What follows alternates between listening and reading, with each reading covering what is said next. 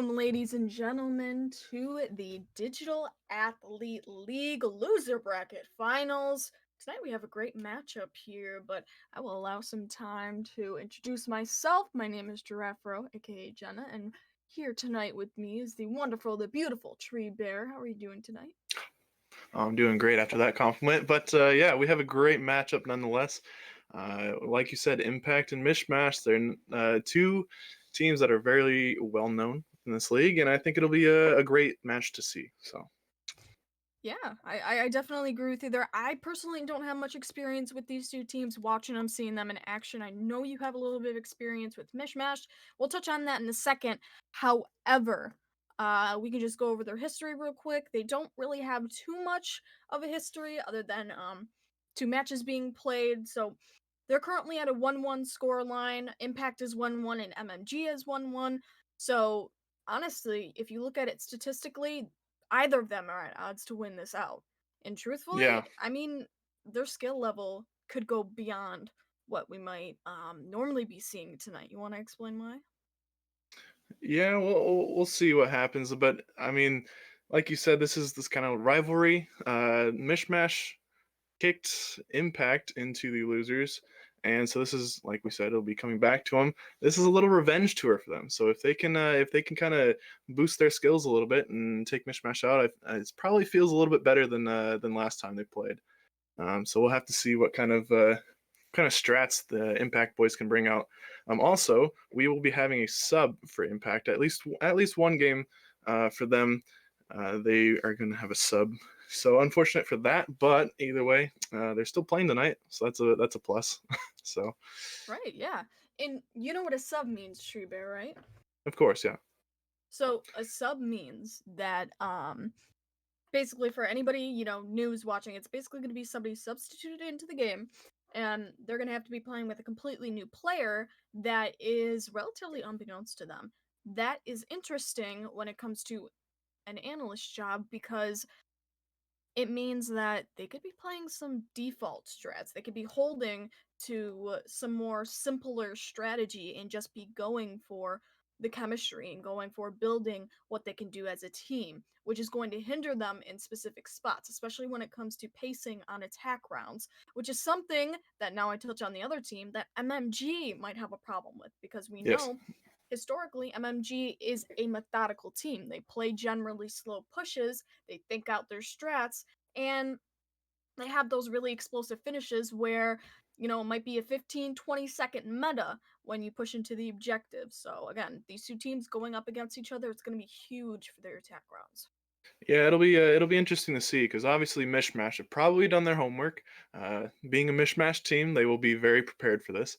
And either way, they might not be prepared for this one sub. So this could be interesting for them. They're going to have to work around that sub, see if they can try to find any holes in their plan, and yeah, it'll be interesting because we don't know what he's like either, right? So we have no Right. clue what he's going to be able to pull into this game. So yeah, I'm super excited to see what progresses. But yeah, I think it's going to be interesting nonetheless. So Right. In Trey Bear, this is the losers bracket final. That also means that whatever's going to happen tonight, it's going to be top three for both of these teams. yeah, The yep, loser of this match is going to be going home. They're going to be the third up on that pedestal, the third place winner. And then whoever wins this out is going to be going up against the winner of the winners bracket, in which I believe that is OnlyFans, if I'm correct. And all right, so they're going to be fighting for first place. yeah, and there's been history with Mishmash and OnlyFans, just like last season. So if they can make it there, it'll be also an interesting match. But we got to have Impact put in a show today. So hopefully that'll be the case. If not, we'll see Mishmash and OnlyFans with the rematch from last season. But we got to go over this one first. So can't go too far ahead of ourselves. Right, right. Yeah, we've had a good match lined up ahead of us tonight. So we already see Mhm. that Clubhouse is banned. We see Villa banned. We see Oregon has been picked, which leaves us with Consulate. I tried to fuse together Consulate and Coastline.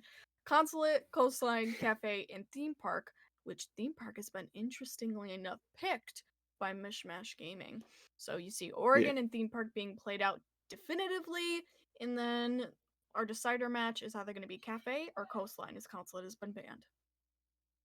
Yeah, Oregon is. I'm actually surprised that they picked this because it's been known as a mishmash map for quite some time. Maybe there's been some trouble in the past with them, but I'm not too sure about Impact, but that could be one of their top maps as well. So this will be an interesting map to see. Theme park, like you said, is definitely the odd factor out. This one's always like a like a balls to the wall map. So I don't really know what to say much about that. But it's always a weird map to play on. So we'll have to see what that Yeah, gives out. yeah, true. Definitely. And so what we can assume here from Impact is that they're holding close to what they want to do and holding close to what they know, especially being that MishMash, this is their map as well. So truthfully, it's either of the team's map to take. And the Right, fact right. that Impact has chosen this says a lot about how confident they are on this map, and maybe even how confident they are with this sub, knowing that it is MishMash's pick. Now, MishMash has chosen defense for Oregon, and I believe Impact has chosen attack for Theme Park, which is an interesting pick, being that Theme Park is historically a defense-sided map. But we're gonna have to see what mixed bag can be thrown in this match. And on top of that, we got Cafe being our decider. I love Cafe as a map. We'll get into that later, but I do love it as a map. Yeah, Cafe has always been a great map to see competitively, especially since the rework. I think it's a very balanced map. We've been seeing it kind of become more and more attacker sided lately. I mean, defenders still have the advantage, but every so often you get these 3-3 halves, and that really changes everything in the end. So we'll have to see what kind of map if we can get to Cafe. Like we said, it's the last map, but it could be a 2-0 in either direction. We got quite a few Impact fans in chat. I've been seeing some emotes and people saying 7-0 for Impact. So hey, there's at least some support going out in chat for that. So Impact fans loyal to the end, I guess. Right, you are. Indeed. Alright, so let's look at this. So Hans right now, he's the production man sitting behind the screen right now. He's actually not casting with us tonight. It is just going to be Tree Bear and I, if you guys are just starting to tune in. However, Hans is going to be controlling this, and he's just started the custom map, which means that we're going to be getting onto this map and embarking our journey soon of casting onto Oregon, our first pick of the night. Now, Oregon's a really interesting map because there's a lot to be said about it, and a lot to be said about how you have to attack, and a lot to be said about how you have to defend. Do you want to go into that a little bit, or do you want me to take it?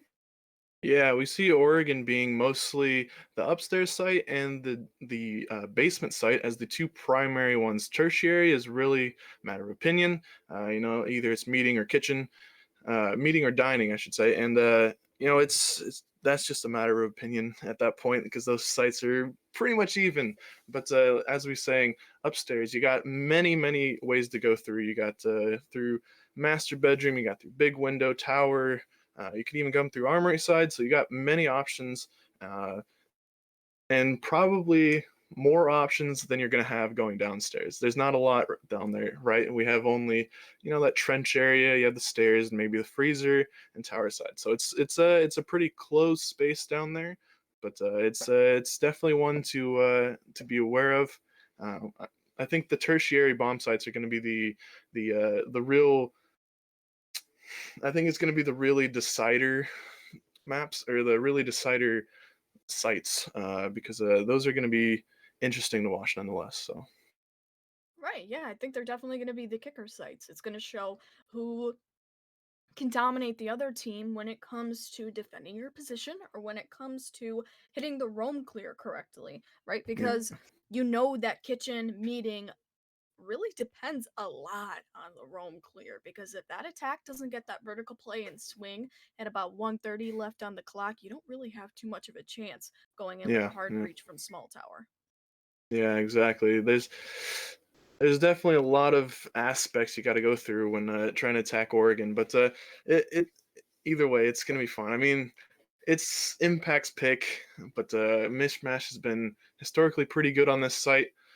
So I'm excited for this first map. This will be a good representation of I think what the rest of the series will do, especially since theme park's the second and cafe's the last. So this is going to be interesting. I don't really know what to think of it. I'm just happy to get into this game and see some great siege coming up. So Hell yeah, definitely, hell man.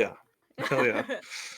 And a quick note before we get into the game, Hans wanted me to touch on this, is the fact that qualifiers or qualifications, whatever you want to call them, are open for registration. I believe he told me the dates are January 23rd and 24th, and you can check on those by doing !quals, !QUALS.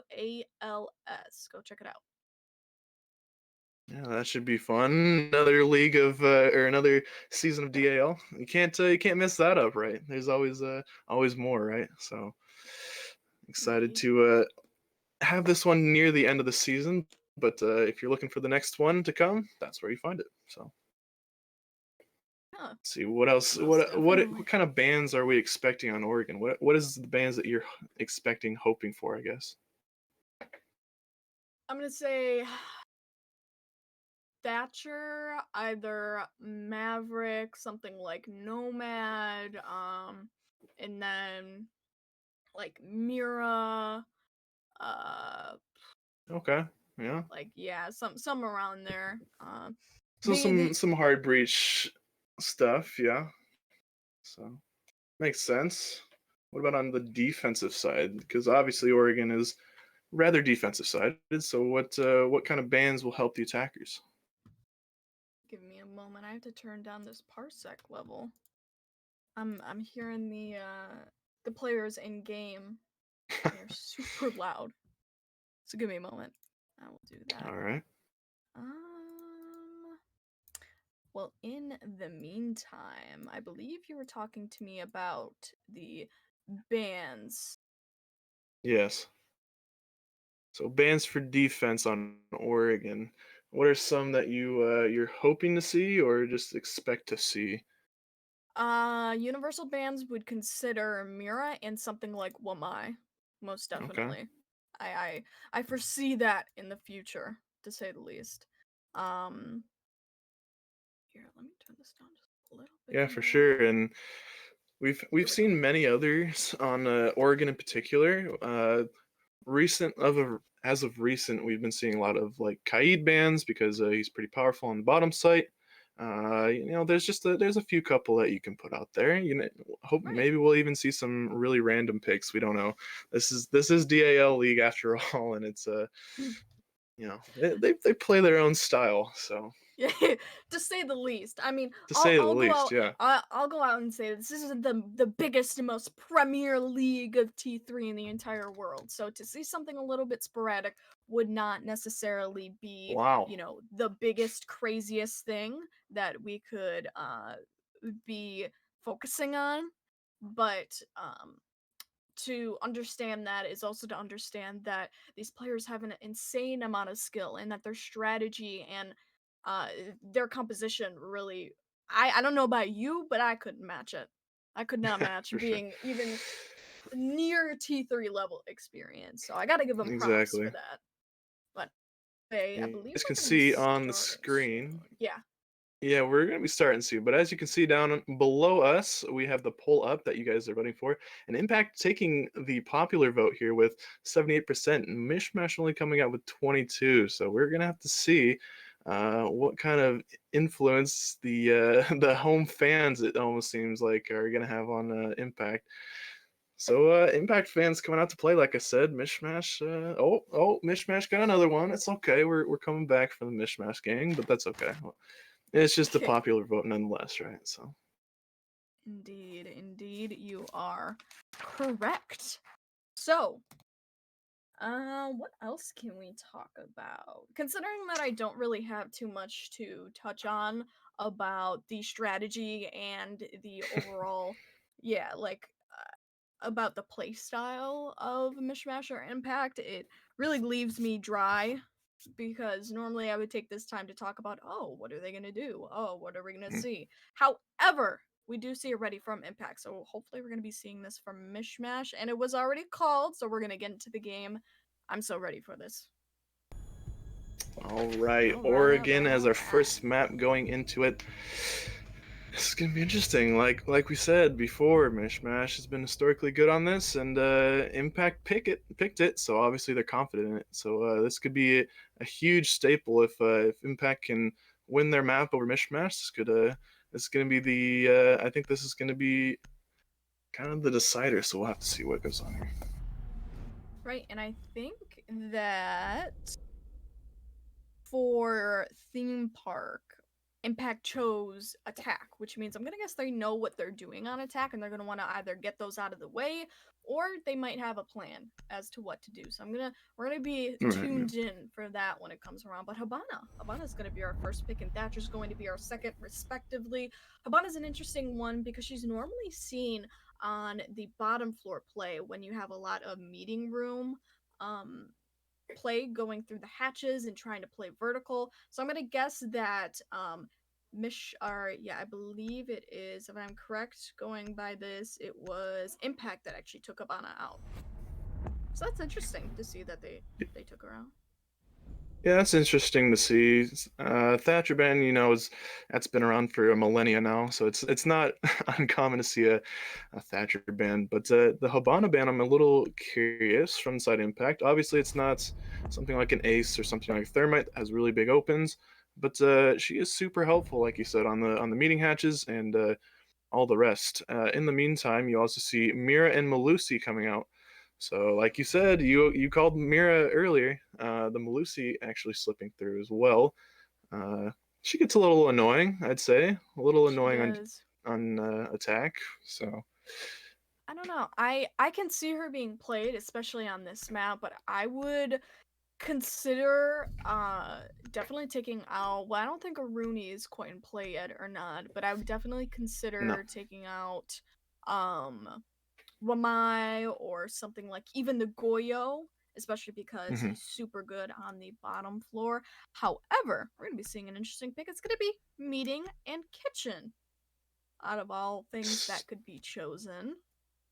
Interesting. Starting with the tertiary, if that is, trying to throw them off maybe a little bit. So, kitchen meeting. This is a little interesting site because you have the attic to play with upstairs, but there's not a lot of walls that lead into meeting. So there's pretty much the one that leads in the kitchen. You have the two near the double doors, and then that soft wall on tower side. So this will be an interesting hold. Looks like they will try to play upstairs.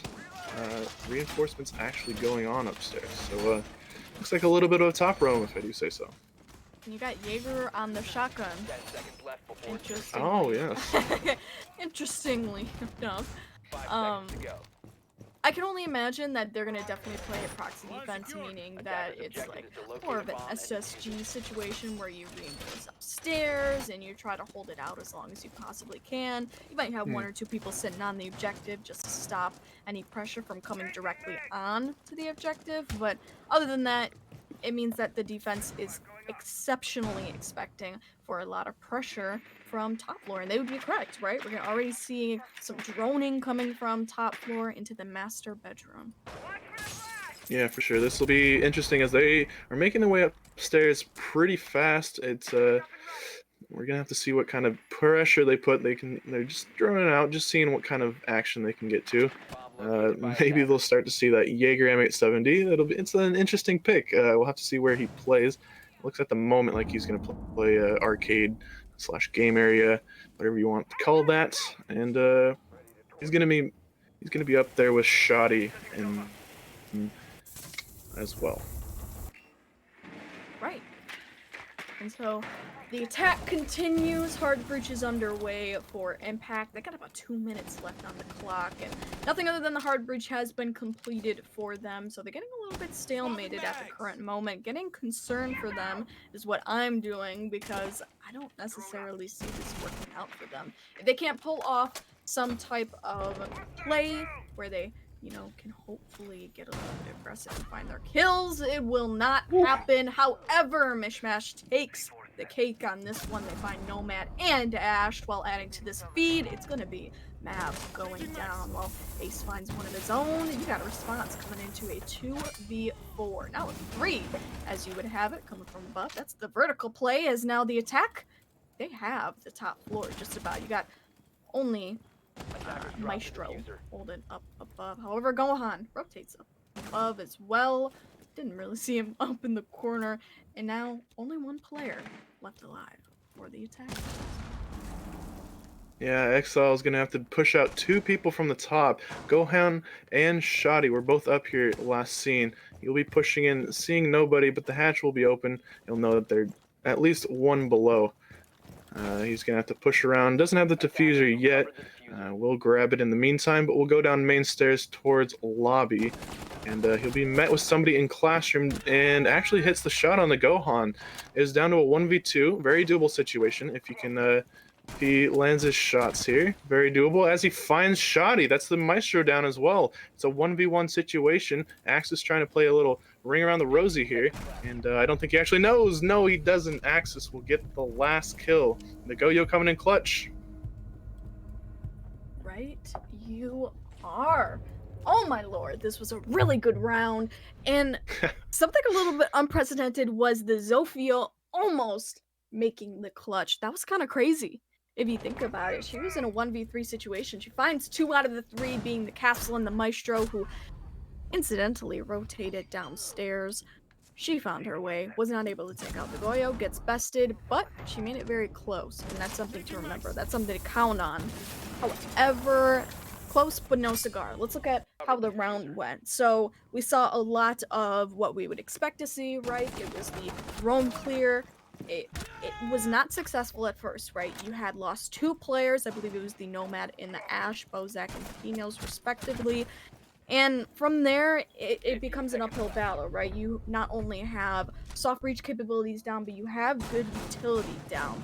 A good post-plant execution plan down for you as well, which can be extremely hard to make up the difference for. So for them being down, it really thwarted their push, it thwarted their attack, made them think about how they're going to push in the future. Gave them a little bit intel though, and it allowed the attack to find the clearance up on top floor. They found it.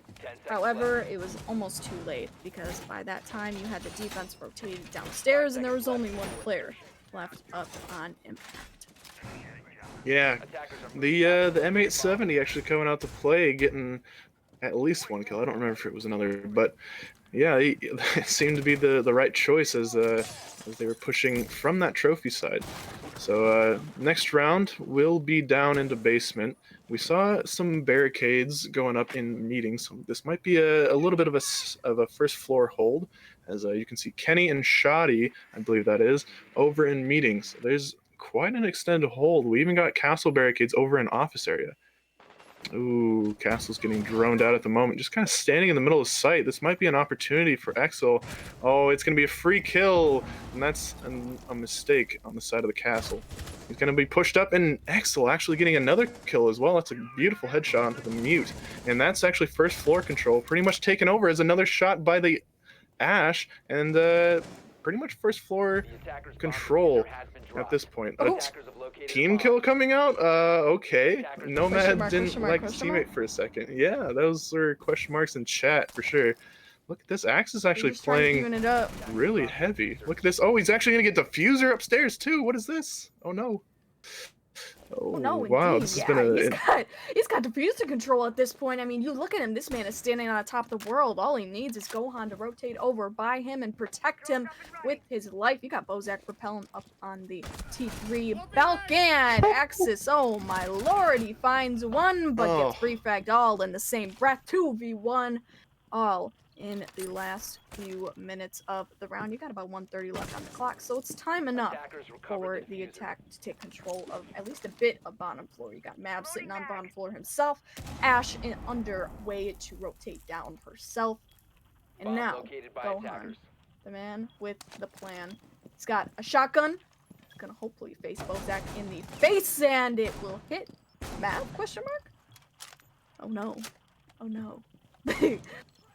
Somehow Indeed, it's gonna be a hits him in the process. Not quite sure how that happened, but actually gonna get swung on by the Ash, and the Ash will take him out.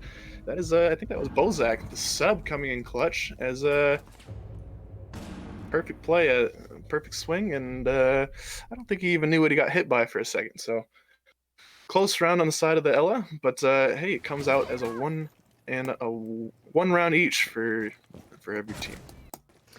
I'm surprised that Axis tried to rotate back to the objective because he just got met with a base check from Maverick. I do not know how to pronounce that name. I won't even try because I know they're very much a French team.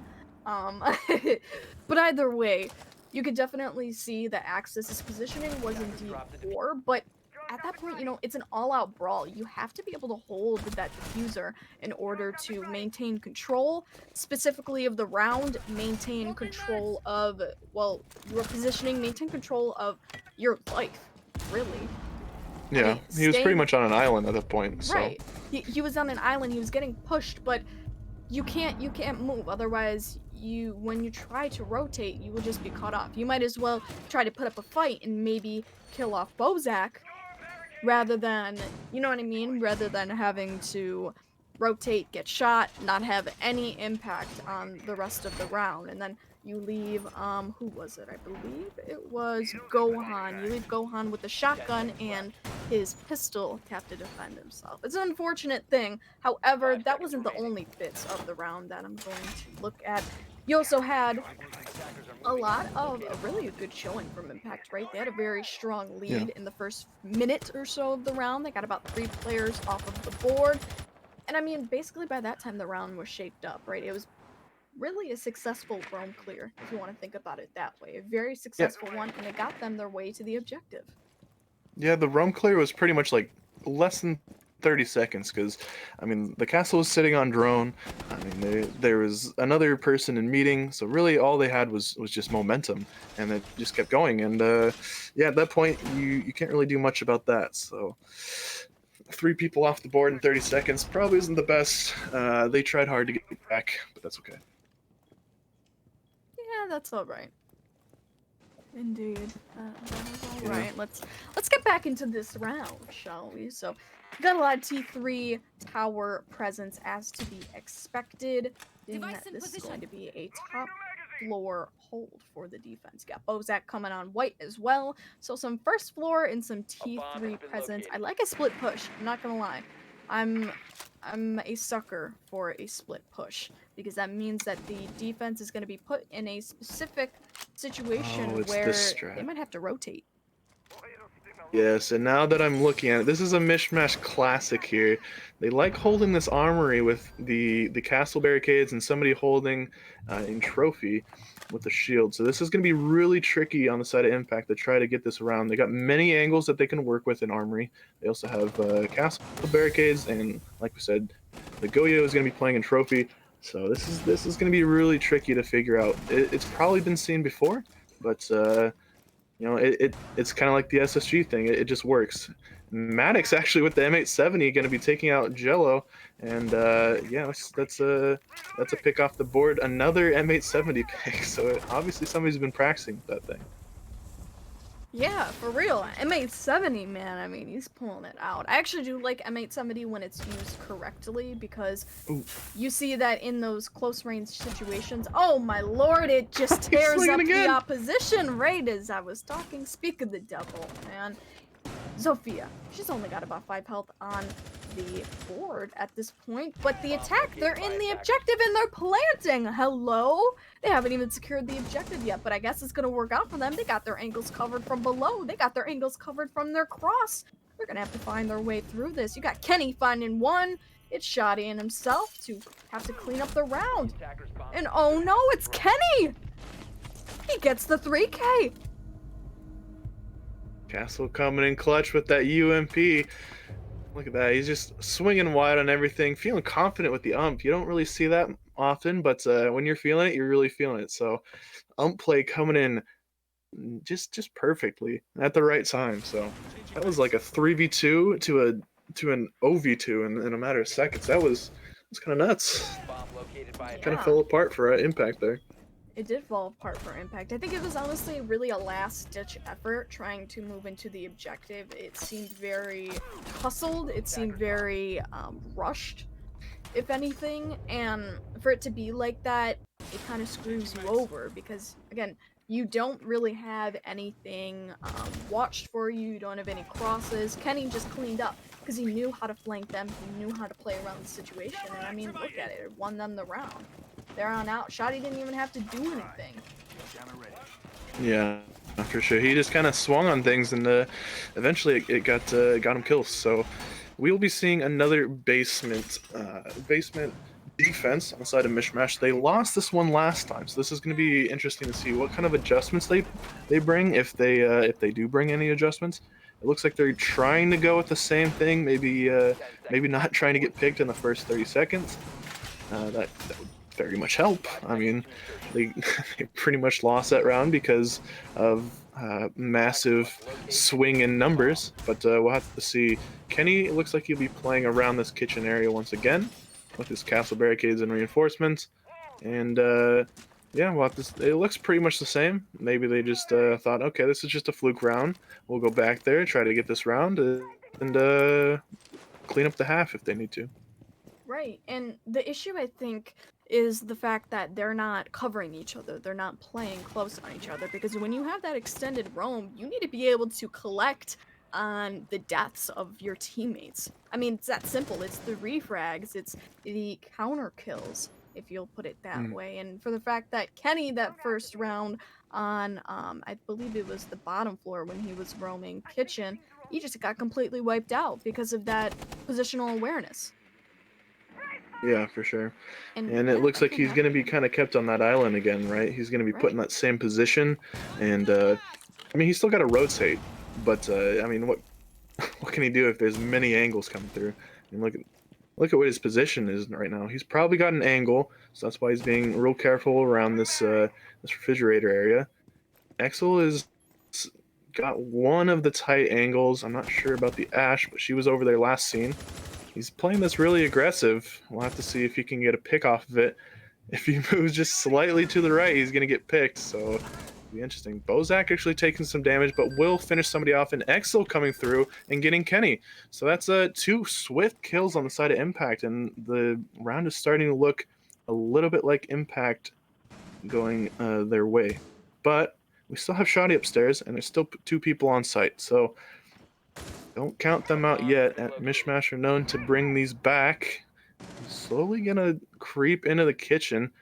He's got a tight angle. Sophia probably doesn't know. We'll have to see what kind of droning they got going. Indeed, it is gonna He's happen. droned out now. Yep. Yep, Shreddy gets thrown down at this point, so he's gonna have to do an all or nothing. Cramped up push up on those attackers. Either that or he's gonna get pinched out, and it looks like that is what's gonna happen, and it is. Excellent. He picks off one and up on another. It's Pino's, but oh no! It's a flurry of kills, and it ends with the attackers winning it out. An Impact finding the round win. Yeah, that was a pretty dominant round on the side of Impact that time. They played this pretty much the same. It was just a little bit slower. You know, they got the swift kills that they needed from the top floor down, and Kenny got picked pretty quick as Bozak got that kill upstairs as well. So the roam not really playing a factor here, as the only one left on site was Axis, and he could have gotten quite a few kills. They were mostly stacked. There was a team kill, but in the end, it didn't really matter. Somebody was swinging on him far, so. Right. I think that round went right for Impact because A, Shoddy didn't rotate back down to the objective. B, because they played out their own clear very well. Again, they played more methodical, they played slower on their shots, and honestly, it was very intel based. I like how Bozak was droning in his teammates at every single step of the way. That definitely shows that you got a lot of communication there, right? You got some chemistry going on, and you can definitely see that this team is trying to play together with their best effort. Now, Gonna be another proxy defense holding upstairs. It seems like MishMash loves doing these. They love holding in different places anywhere else but the objective. And for 2 rounds, I believe almost straight, it hasn't worked out for them. And so I really want to see what's going to be going wrong for them. What's wrong? Is it the communication? Is it the inability to have that, you know, superior mechanical play? Is it maybe just the strategy in general, the positional play? I want to know what it is, and I want to be able to analyze it this round. Yeah, and as we could see, there was they're going back to meeting and dining. They've won this one before, so MishMash has won this site, and the only ones that that Impact have been able to win have been the bottom site, right? So we've only seen Impact win the bottom site, but they haven't won anything else. So we'll have to see what kind of factor that plays. As this is a tricky site nonetheless, even though it's a tertiary bomb site, even though they're pushing hard from this tower side, it's going to be tricky nonetheless because it's not something you see every day. It's not something you really practiced as much because it's, you know, it's the third bomb site. You don't really expect people to go there a whole bunch. But MishMash have gone there twice, or gone there once and won once. So we'll have to see what kind of things are going to be stopping them. We see the Twitch coming out to try to get the mute jammers. That's a good one to have, especially nowadays. So we'll have to see this, all 5 actually stacking on this tower side. This is going to be an interesting push. It could be potential rush area at this point.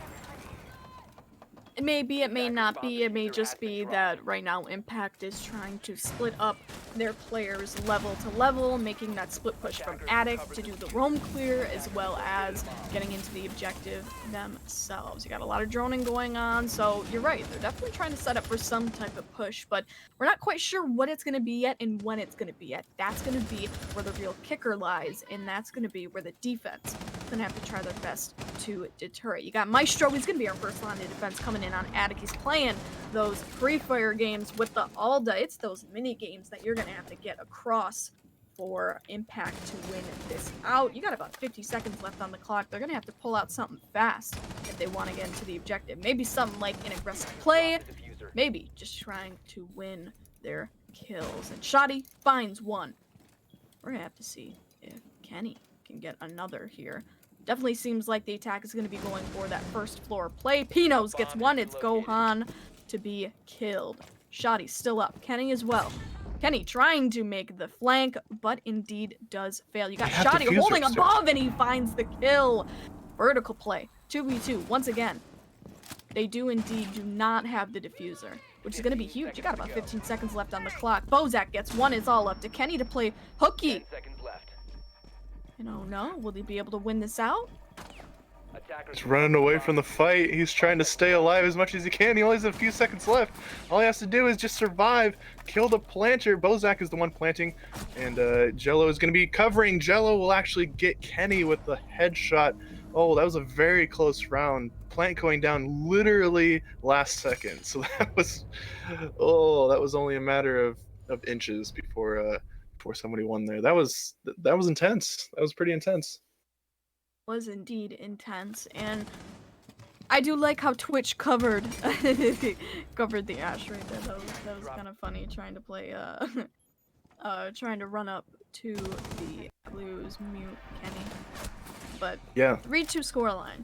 Indeed, 3-2 scoreline. It seems like MishMash, they played well. They definitely held off a lot of time for Impact. There was no presence, however, for Impact on the top floor. It seems like they really got stalemated when it came to getting that top floor presence out, and you know what that means. That means that there's going to be no vertical play. And when it comes to that site specifically, you need a lot of vertical presence. You need to be able to cover your planter in more ways than one. I'm glad they were able to pull it out, but I think it's just because they won those engagements last minute. Bozak came through with the Ash plays. You also had Jello, who supported Bozak and tried to get into the objective, but it was really last minute, and it was very hasty. Something that you don't want to see in this specific attack round. For these attack plays. Yeah, and this was a round that you start to think you're getting a little nervous if you're a MishMash fan. That's 3-2. If the Impact Boys win this next one, it'd be a 4-2 half on attack. That might be kind of why they tried to pick attack on Theme Park. Maybe they kind of just do better on attack at all times. Either way, a 4-2 attack half is not something you like to see. 3-3 will be good enough. But ooh, if this is not droned out, Bozak might be in a world of hurt. But he will get droned out in the end. This will be interesting how they get Gohan out of the top floor of the tower. Now there's 2 people on rappel, and that's actually 2 drones gone too. That's not the most efficient way to drone him out, but either way, Gohan doing some work with drone efficiency at the moment, and he's actually going to get ashed from below. Will only take about 25 damage, but he's still got quite a bit of presence on these windows. He's still going to take damage from below, and he's going to find Linux. That's ace off the board. That's hard breach.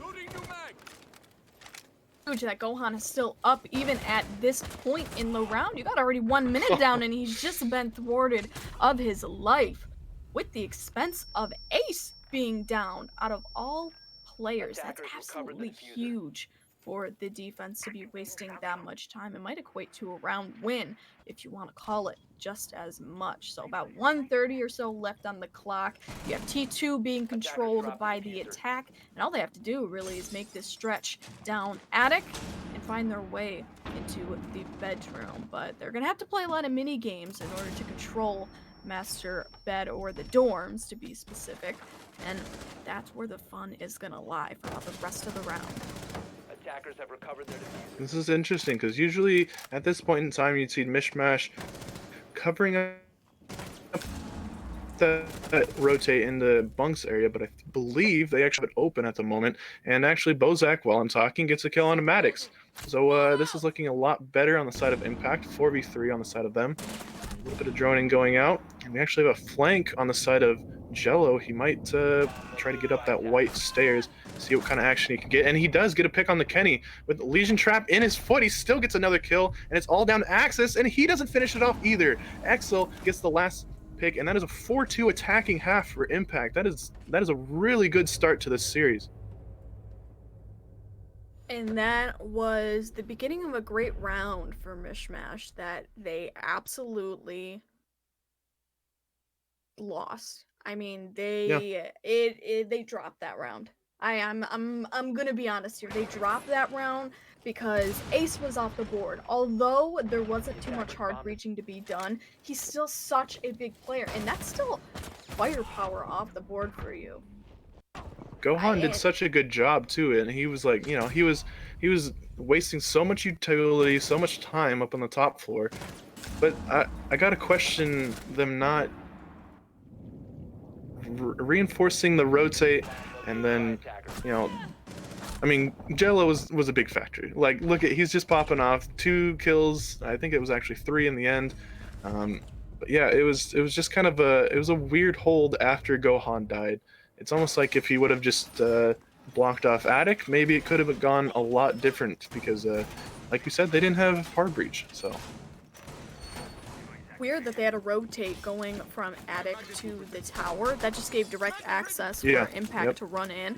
Not only that, but the fact that they left their easy trophy side line open for Jello to just walk in and get kills. That's really concerning, to the fact that they left such a huge hole in their defense, because I'm going to say at this point that could be equated to holes in their attack as well. And if that happens, you're going to be opened up to a lot of defensive pressure, a lot of flanking pressure from the side of Impact, if they realize that this time around on their defense rounds. And now 4-2 split as we go into round 7. And opening us up is going to be Kids Dorms. yeah, so this is going to be interesting. This is a lot different setup than what MishMash have been going with. You see 2 electric operators here in Bandit and Kaid. We also see the Wamai, a smoke, and an Echo, which we haven't seen yet today either. So this could be a big factor. We have not seen Echo this game, so it could be... We'll have to see what kind of counter measurements MishMash take. It doesn't really look like they have anything for spotting it out at the moment. No IQs or anything of such, but either way, it looks like they're going to be pushing through the attic side, trying to get some sort of control, but this is going to be tough as Maddox falls first to Pinos, and Bandit kind of just roaming everywhere will get the first pick.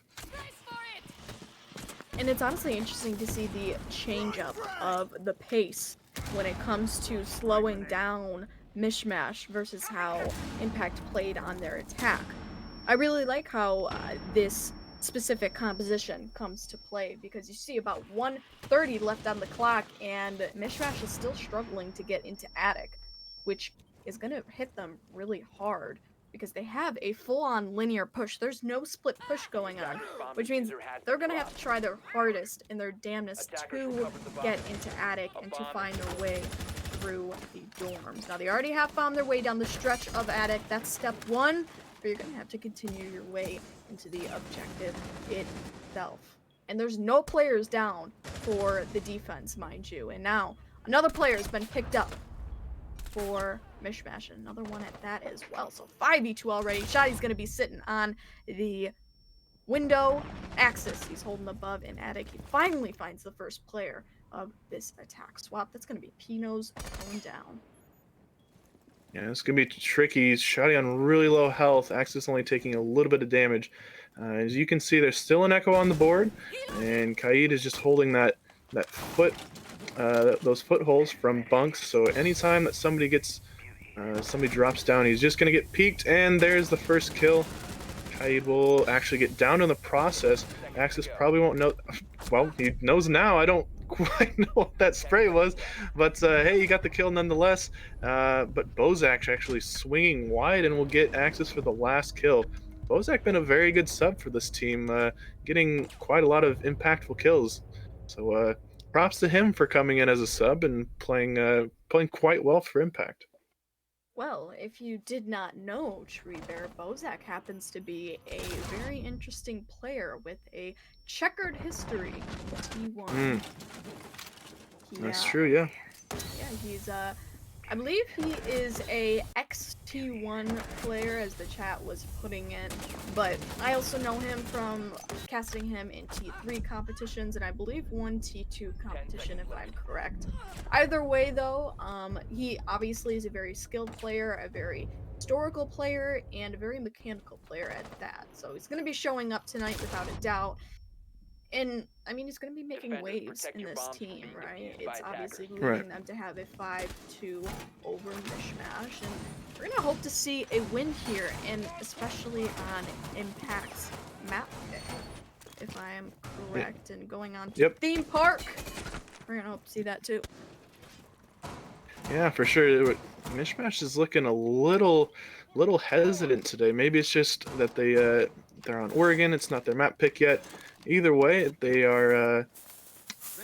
It's 5-2. It's not looking great for MishMash, right? This is not the scoreline you want to see if you're on MishMash's side.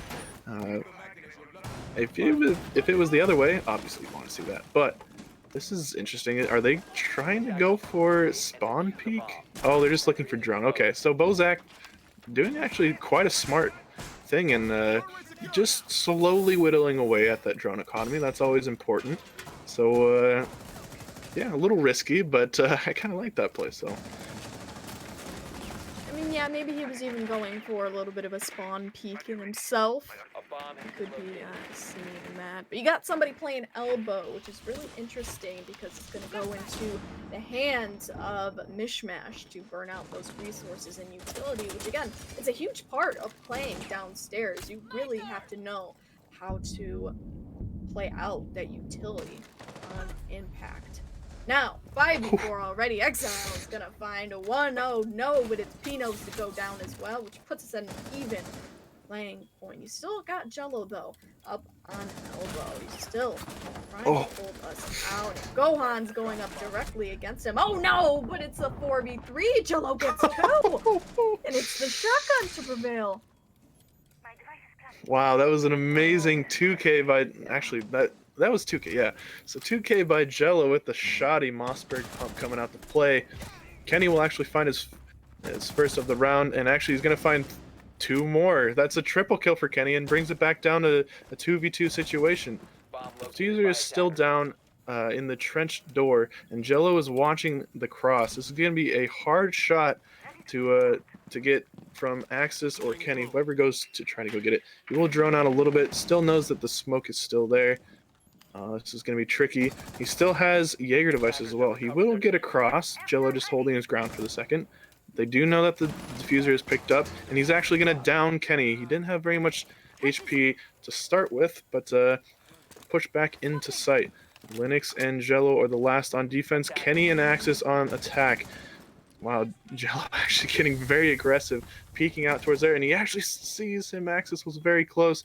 They're both prone, waiting for them to push the corner, and the smoke will push out the Nomad. But Kenny is right there with the quad kill. He's looking for Ace, but no, he gets brought down by the Maestro. It's just a 1v1 for Axis. He's gonna have to push for the fight. He finds him. Can he hit his shots? No, they're just spraying everywhere. It's only down to little HP for Linux. Axis about half HP. Linux taking a soft angle. He knows where they are. He's just trying to shoulder peek back and forth. He brings out the bailiff. Is it going to be enough? Pistol v pistol. This is just a whiff fest going all over, and he finally finds him with the pistol. Axis getting the point onto Linux. That was a cluster right there. That was that was too much. Oh my god. It was a beautiful play. It was Absolutely just beautiful. He was playing Ring Around the Rosie for a while there. I was actually gonna be I was gonna be surprised if Linux was, I believe it was Linux, if he was able to wait out all of the time when it came to Ring Around the Rosie. That was absolutely insane. But a lot to go on for this round. If it hadn't been for Kenny, though, the man on the top, we wouldn't have been seeing this, most definitely. He got a triple kill. I believe it was actually a quad. That was a quad, yeah. Yeah, it was a Actually, quad. it was the first... Wait, no, never mind. Disregard what I was saying. Disregard. He had more. Attackers have recovered their diffuser. Either way, we saw a great showing from Kenny, and if it were not for him, it would have been definitely MishMash taking the loss on that, because not only did they have issues with their main objective, which was trying to burn out the resources of Elbow, they weren't getting anywhere when it came to a split push going down into blue, trying to take pillars, nothing, absolutely nada. So for them to come back like that, for Kenny to find his kills and get themselves that point, it's going to be huge going on to a 5-3 score line. Now it is all up to Impact to switch around the tides this time around, as they're going back to the same spot. Honestly, I think it's just up to them to stop Kenny and his wonderful action Attackers have dropped the bomb diffuser. Yeah, for sure, but somebody else they have to keep an eye for MishMash is Axel. He's been absolutely destroying them with he's got 11 kills on the board right now, so he's been popping off, and he hasn't stopped on his defensive end, so we'll have to see what kind of plays he can bring out. I believe last time he was on the roam, but now he's down below. Bosak will be taking the tower stairs position, and yeah, this is pretty much just a sight hold at this point from the side of Impact. We'll see how MishMash get around this as they start the round off. 2 minutes left. Indeed, 2 minutes left. They burned down a little bit of the utility at this point. It's just smoke grenades going down, so it is Jello to find the death of an unfortunate loss there. Axel. 4v3. Oh my lord, it's Axel. He gets an amazing 2K Bozak to end this off, this killing spree. Absolutely amazing. So the absolutely only the only collateral that Impact took was Jello, who unfortunately died from the smoke there. Now it might be a 2-man, but no, it is unfortunately not. Shuts us down before it can gain any traction like it had in the previous round, and there you have it. That is a defense round for Impact. A beautiful one at that. Axel taking that round and making it his own, as he got quite a few kills just on that one round alone. But one thing I want to point out is after Jello got pushed out of the smoke and died, he was right there to refrag his teammate, and then he took his position. That's pretty huge because they were not expecting the kill coming from behind that same shield. So Exel was just kind of popping off over and over again. As you can see, he got a double kill there, and he actually got one more from that position. So MishMash just kind of funneling into the trap and just losing life after life. That was a huge round on the side of Exel. It was, and it forces us into what me and Hans call the almost no point of return, where we normally call it that since it is such a hard, deep hill to climb for MishMash to win out this game, they might just entirely throw it away and just say screw it, you know, not have to deal with it, and it just rags on your mental fortitude, right? So their confidence is going to be low right now. It's just going to be really hard for them to win this out. Not saying that it is impossible, because we have seen these types of comebacks happen before.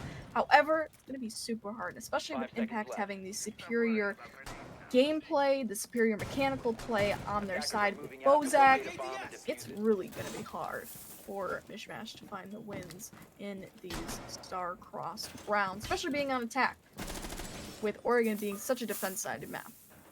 Yeah, for sure. This is it's not quite how I was expecting this to go. I was expecting a little bit closer. We still could get a little bit closer, but looks like MishMash are going to be trying for a different push this time. Looks like they're going to be trying to go from small tower, with Kenny being the lone guy on the big tower side. So this is a little bit of a change-up as we see 4 people on the side of small tower. Pinos is taking a lot of damage off of Maddox and Gohan, but Exel actually taking a lot of damage from White Stairs. He'll back off into sight. Shoddy just playing the angles onto big window, but Pinos will get Kenny in the end. So that is the Maverick, who is on the big tower side all by himself. He'll get taken down. Maddox will be on the hunt now for whoever he can find at this point. And Gohan is down near kitchen, so this is going to be kind of a mad hunt to see where they can get picks at this point. Gohan's still taking damage from above. Not quite sure if he knew that hole was there or not, but Pino's still roaming, still trying to find some sort of angle. He sees the head of Gohan and he will take it out. Still one more on the stairs, but he will get shot in the back by Axis. A lot of action going on here within the first couple minutes of this round. Jello trying to pre-fire a little bit around, but Maddox is still on white. Axis just trying to spray up, but cannot find anything. Maddox getting taken down on white stairs. It's a 4v2 on the side of the defense. It's only Shoddy and Axis. That is the Ace and the Nomad alive on the scene, on the team. It seems like Axis has been alive. He's been the last one alive almost every time, so he's been used to this. Shoddy will get a pick on the Jello. That's a good start. And they're still pushing around that way. Axis is going to find another on Exel. This is looking like a better round for MishMash if they can get this next pick. 2v2. If one more pick, that means they can get into a 1v1 post plant. But no, Linux is going to shut that down and say, goodbye, Shoddy. I will take your head off. Oh, a little bit of damage coming down from Axis below. But not much. He's going to have to push one way or another. He's still got 35 seconds. Saw somebody, but did not take the shot. And he's kind of pinched here in this corner as Bozak is going to be playing around. He's just peeking from everywhere.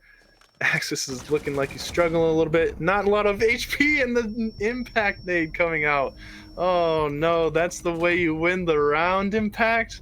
With an impact? Oh, that's ironic. That's very ironic. That's the way Impact won the game. Impact won the impact frag from the impacts. Yeah, Try saying that 10 times fast. That is that's the most ironic. Insane. That is so good. Well, either way, Oregon taken by Impact. That was Impact's map. So kind of plays into the factor of pick your map, win your map. But hey, we'll have to see if MishMash can win the next one, which will be Theme Park. So we'll have to see what we get. Are Mr. Tree Baron. However, we shall be taking a good 5-10 minute break or so to get hydrated, to take a little bit of a bathroom break if need be. But we will be back for our second map pick of the night. It is going to be Theme Park. And theme park's gonna be a really interesting map. We will get into that when we get back, but we'll see you guys in a little bit.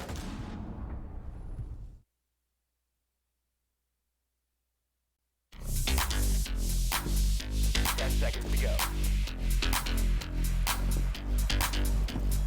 5 seconds remaining.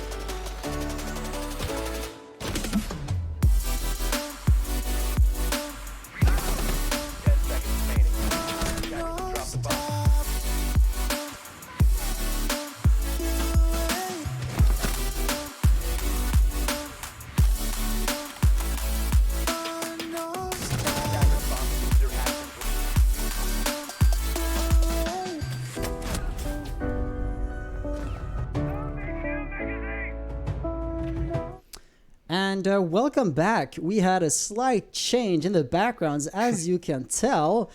So basically, Jenna Giraffa will be doing the observing part for the next map, and I will be casting in her stead. Don't worry, it's not because I thought she was doing a bad job. Quite the opposite. It was her suggestion.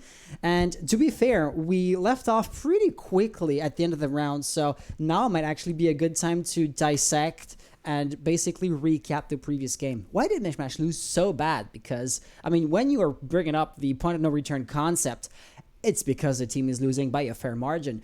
So, Treebear, do you have any reasons or pieces of know-how that you want to share regarding the situation?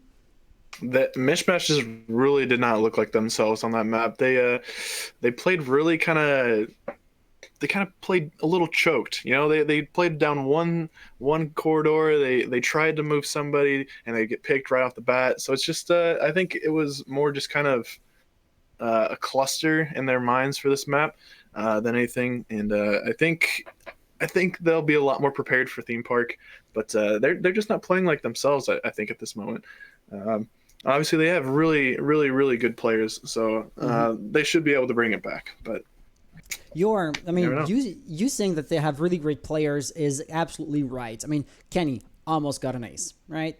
Yeah, and Kenny really absolutely is the clutch master. I mean, I'm also running like the Twitter and the social media, so I'm working with like the highlights that we have to showcase. Hey, this is what our players are doing, and hey, Kenny, you sir, a few weeks ago. So I mean, I didn't remember it per se, just when I saw the clip.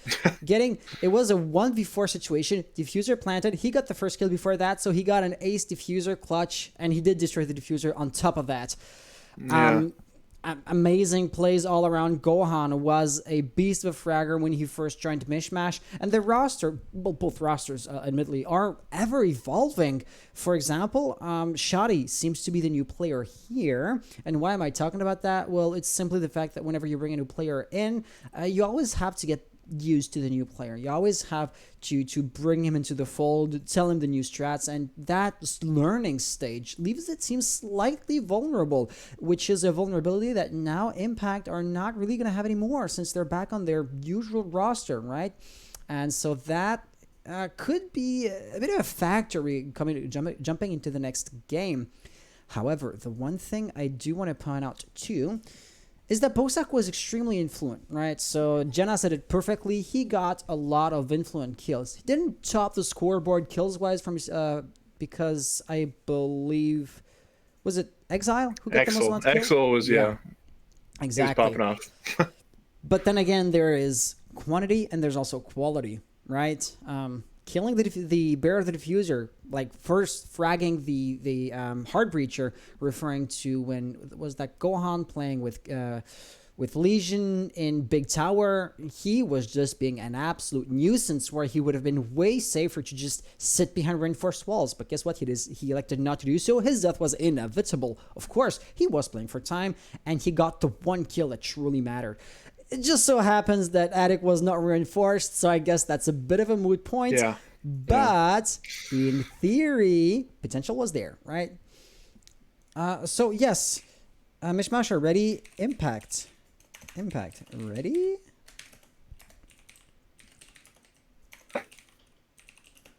Yeah, either way, like you said, it was just minor details from MishMash, right? They were just, some things were just not connected. Like those, when they were when they were playing downstairs, for instance, like you were mentioning earlier, they had not won their bottom site, so it was very difficult for them to win a bottom site. They were giving free picks, specifically their first basement one, where they literally just were on cams and Zofia could come in and off the bat. So it was, there was just minute things that could have went a little bit differently on the side of MishMash. Maybe could have made it a little bit of a closer game. But either way, we digress. That was last round. That's in the past, right? So I didn't jump quite quickly into the next game, though, without any kind of forewarning. That's on me. No, by the fine. way, so like I think everybody said, appreciates. Yeah. I mean, expediting the process is always going to be a good thing. Like I said, Exactly. Giraffer is going to be observing, and the one and only thing I just want to make sure is that through Parsec you do have proper keybinds controls. It looks to be the case because I'm not hitting tab. So as far as observing is concerned, I have the default keybinds on, and if that was still to be confusing to you, a controller is really easy to get the hang to get the hang of. Fun fact. I'm good. Amazing. But the players are going to be wondering why you're saying that, though. This was a mirror ban. Yeah, fun fact. I was going to say, for the longest time, I was observing using a controller because I found that the keybinds were more intuitive on controller than they were on a keyboard. Oh, the one tiny thing I would like to communicate to Giraffero, whenever you see either a kill or a death or even just a down but not out, so an injury, I'm gonna assume you have the numpad on the right. I'm gonna assume you don't have like the 10 keyless keyboard. Hit the plus button on the numpad, please, as that is the short key to the shortcuts, the hotkey to record. I have a compact. Oh shoot. Okay, I will be doing that for you because that's how we record the replays. I had a 60%. Okay. Yeah, I'll be doing that then, which I hope does not take away your control bar, your keyboard access, because like sometimes it acts up, right? Probs does lol. We'll try. If you stop moving, then I guess I can like bind it to, I don't know, AM or something. That is production behind the scenes 101. But with that being said, I feel like I've hugged the mic. Is there anything you want to add into that? Attackers need to locate On the production side, no. I just see that we have theme park. Yay! Yeah, theme park. So theme park, incredibly defense-sided map, isn't it? The first bomb site is of course going to be thrown. So remember last game where MishMash, who were defending first again here, just want to point that out, elected to go in the tertiary bomb site. Well, that's not going to be the case here. Yeah, for sure. Yeah, they're gonna go with the most defensible site on theme park. The reason why is 3 reinforced walls on the site, and you can also impact trick those pretty easily. Only half the site is destructible from above, so it's really easy to control half of the site at least. So we'll have to see what kind of strats we got going from MishMash, as we can see some reinforcements coming out upstairs, and Maddox will be upstairs as well, trying to maybe do a little cheeky plays if he gets the chance. It looks like they're going to be trying those kinds of things, but here's my like open-ended question. Is there 4 people upstairs? Yeah, it's a full-blown top floor hold, because you can breach the floor on Armory at the very least and deny a plant from above, just like you would on any number of sites with, you know, on the first floor with a soft ceiling, soft floor above. But that's not everything. Like, the ceiling isn't soft on Throne. So I guess they're going to be having some quick ways to get back on OBJ if needed. But, I mean, there aren't that many hatches directly on bomb site, right? There's the hatch on split, which they did open up. Okay, so that would be their ticket out of there if it had to come to that. Linux here is going to be using up the 180S. The second grenade is going to bounce off, so, of course, not blowing up mid-air. And try changing POVs. I just hit the shortcuts. Yeah, it is not doing. Okay, Wow, that was a shot from Linux onto the whoever that was, onto the mute. Shoddy just got flicked on. Looks like Exile is coming in, but oh, the hatch was problematic. That's why you keep one and only one player on OBJ, because somebody has to man the hatch from beneath. So right now, the push really lost all of its steam, right? They were rolling ahead, getting like 2 kills left and right, but they got cut off, or they got stopped dead in their tracks. That's the expression I was looking for. 3v3 situation. Diffuser, though technically has been lost, it's going to be really, really easy to recover. You just have to not die when peeking into the staircase, which could be easier said than done. Whose silhouette is that? That is going to be Kenny by locker room, but he's bailing out. So at this point, really, Pinos could recover the diffuser. But instead of doing that, he's just going to be pushing in even further. Gohan, of course, wants to keep on roaming, and that is absolutely going to pay off. Refrags are going to be attempted, but no, Kenny's over there, and he takes care of that. Well, I think MishMash are a little bit more warmed up now, as that was pretty dominant round. They might have got flicked on at the beginning of the round, but the rest was pretty profound. So I think it was pretty good. I think either way, it was a good round on the side of MishMash, and their hold was rather good. I think the 4 people upstairs was the right call. So. Okay, so what we're going to be doing here, I know I'm just changing subjects completely. You know what? One keyboard that is not used. Let's use left control key.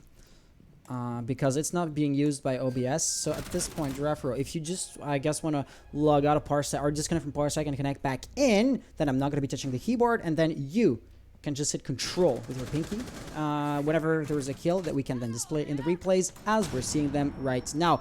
But my distraction of the conversation, or my changing the subjects put aside, how was that round before we jump into the next one? It was pretty, like I said, it was pretty dominant on the side of MishMash. They were getting a lot of free damage, and I noticed throughout the round too. The side of Impact, they were slowly just going down, down, down, and eventually those led to kills. So in the end, very good round on the side of MishMash, and we will see them move over to bunks and daycare. 10 seconds to go. Yep, and that. So here, open-ended question. That's the new secondary bomb set, correct? Since the rework, it might seem like really old news. It might seem like I'm not like keeping up to speed, which I probably admittedly am not. However, it really does feel like initiation is extremely viable. I mean, it is quite common to see an extended hold from bunk into initiation room. So my question then becomes, why not hold initiation room first, right? Yeah, it could just be personal preference on the side of the team. That's always an option. But maybe they're just trying to get that extended hold from bunk and daycare. Obviously, you can see quite a few people. Look, Gohan's playing in the same spot. You have somebody over by cafe. So there's 2 people actually, I think, over in initiation. So this is just a good extended hold area to do. This is pretty much the same hold, just different bomb site. So we'll have to see what they can do with that. Yeah, it's just like an extra buffer, basically. They're Yeah. gonna be exactly like you're saying, extending because it's an easy choke point. That's that bathroom right here. But if it was to fail, well, it's not the end of the world. They can just fall back and have a second attempt, a second layer of defense. I feel like I'm like repeating myself, but I also feel like second layer defense really does illustrate the situation really well. Axis is going to be roaming by the staircase, so I guess his job is to shoot through the rotation hole above, who was that? Above Gohan's shoulder if need be. However, he also has great mobility. I mean, he's by a staircase, so if he wants to go back down to Dragon Stairs, and that's Maddock pushing in. That drone belongs to Axis. It's actually been hacked, so he has full intel looking for a first kill, but no! His aim was true, though. I mean, Roberts took like 2 bullets in the neck or something, because he's really low. I'm gonna go out on a limb and say if there were not 2 players shooting at him, he probably would have gotten that kill. But that's wishful thinking. 3v5 situation is the actual reality of the situation right now, and that's what MishMash Gaming will have to deal with, or they'll have to make do with that kind of unfavorable, undesired situation. But Kenny will do his absolute best to bring that back to an equilibrium state. That was a 1 kill, so 3v4 with another kill. Well, 3v3 would be looking fairly doable. Yeah, especially since Roberts is on such low health. That Ash is just one tiny little shot from anything, really, and he will go down. Oh, yeah. Axel taking a lot of damage as well. Not as much as Roberts, but he will take a little bit. And that could be problematic in the end, but we can see them have full access, as actually Roberts will kill Shoddy. So disregard anything I said about that, because they're just going to take site now, and attackers are going to win. So that was a pretty quick execute, and yeah, I was completely wrong. Caster's curse. Yeah, Axis did get to kill one of his opponents, but he was in a clutch situation, and one was never going to be enough. And that's kind of unfortunate because and we only have the one replay. That's okay. I mean, we can't. Observers can never get all of the kills. There's 10 people, and you can't follow every one of them what they're doing. And also, you don't know, like, if there's, like, for example, 2 players rushing in with a split push. You can only spectate on one of them. Jenna, do be sorry. We do accept your apologies. In the same breath, though, I'm gonna say, don't do it again. Yeah. An easy example is in the top-down view near the end of the round. There was one kill that we didn't exactly spectate it from a first-person perspective, but we still saw it happen. So that's the kind of thing I would have recorded. But then again, I'm shoehorning you into a role which you're not used to failing as, you know, the observer. With that being said, you still have keyboard issues. Oh gosh, why is that? Because that's me moving right now, and that's her. Awesome. Yeah, we're gonna have to iron this out, definitely. Looks like she's happy to be moving right now. Yes. So, what do we have here? It is gonna be the same defense as before. Basically, MishMash failed. They're gonna be trying to win here again. You know, you'd rather try to fix something that didn't exactly almost work, but you'd rather try to fix something that you attempted to execute before, rather than rolling the dice on an unknown, untested tertiary bomb site. That's basically the gist of the idea right here, right now. However, it goes both ways. Impact know what kind of defense to expect, and at this stage, though you don't have any frag grenades in that given composition, it would just be a factor of cooking the nade correctly, because they can guess before they even see their opponents where the defenders are going to be anchoring, and that is invaluable knowledge for the attackers. Yeah, and even just looking through their setup for this round, you can tell that they're making little tiny changes every so often. They're making changes here and there, and they're just kind of everywhere. So MishMash are definitely changing it up, so it's not the same look as the last time. But either way, it's looking a lot the same, right? So it's a little bit different, but the same. You know what? I'm going to encapsulate and just say what you said with a different twist. Small incremental changes compared to last round is what we're seeing right now.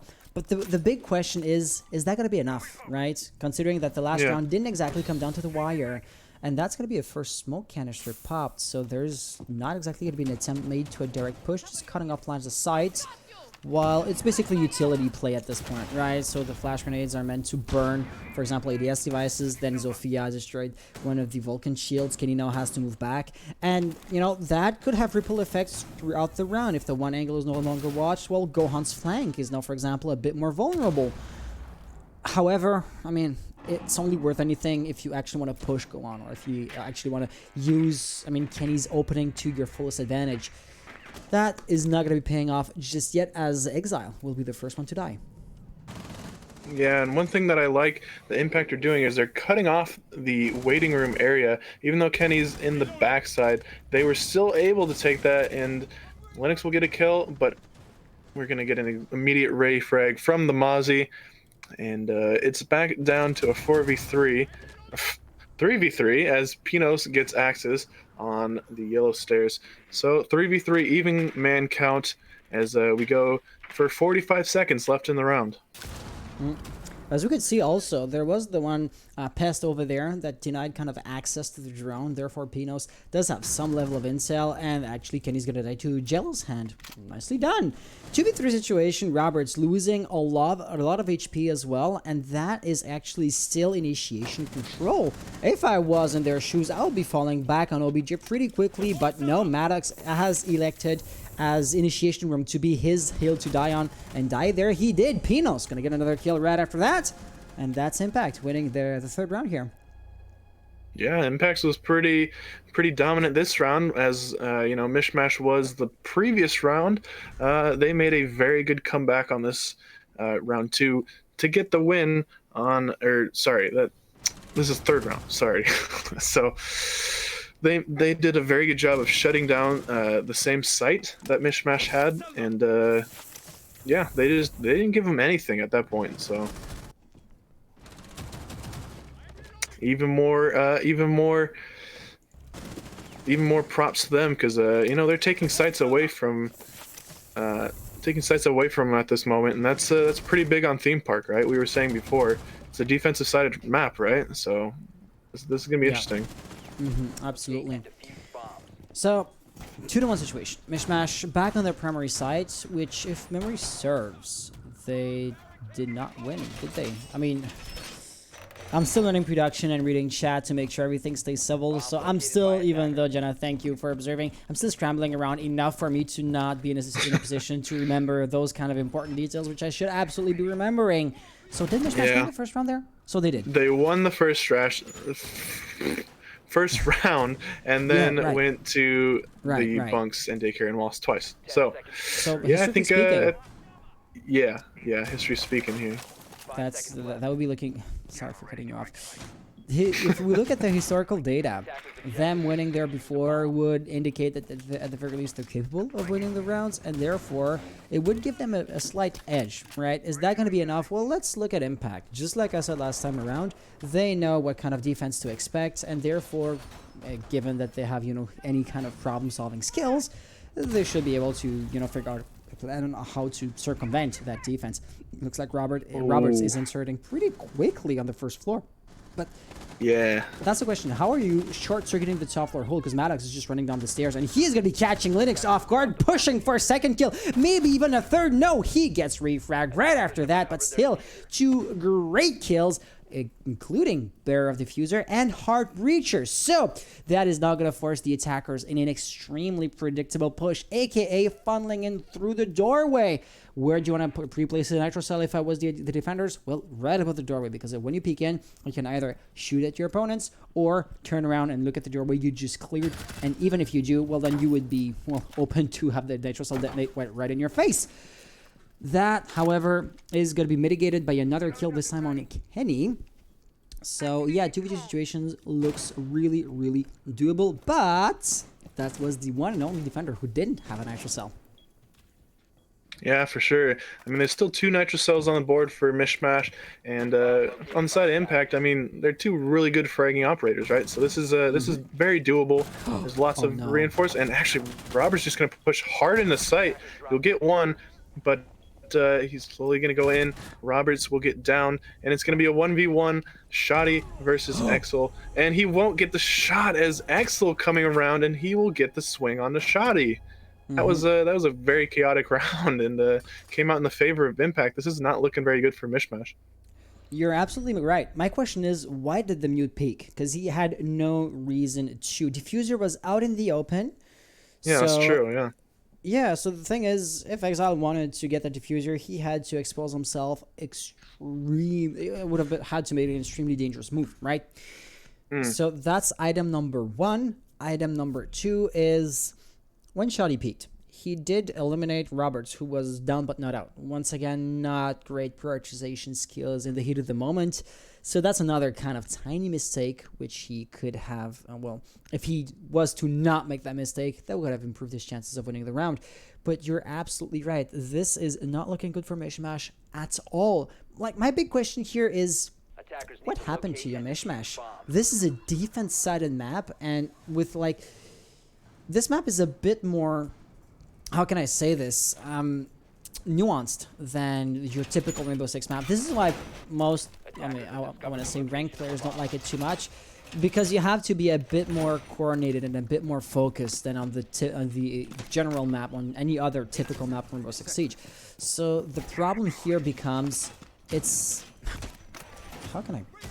I'm jumbling over my thoughts, but it is more nuanced, so it requires a better team to make work, right? And MishMash, they are this organized, strategical, Cartesian. I don't know if that's a French word I'm translating, but that doesn't make any sense.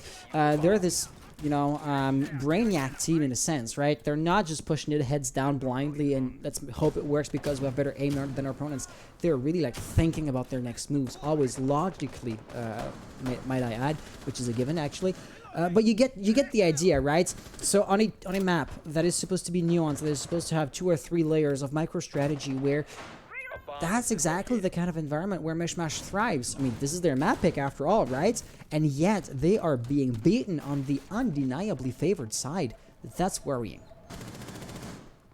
Yeah, and we saw that on Oregon too, right? They weren't doing good on defense, and that really cost the whole map at that point, because when they went to attack, they just couldn't couldn't get many rounds out of it.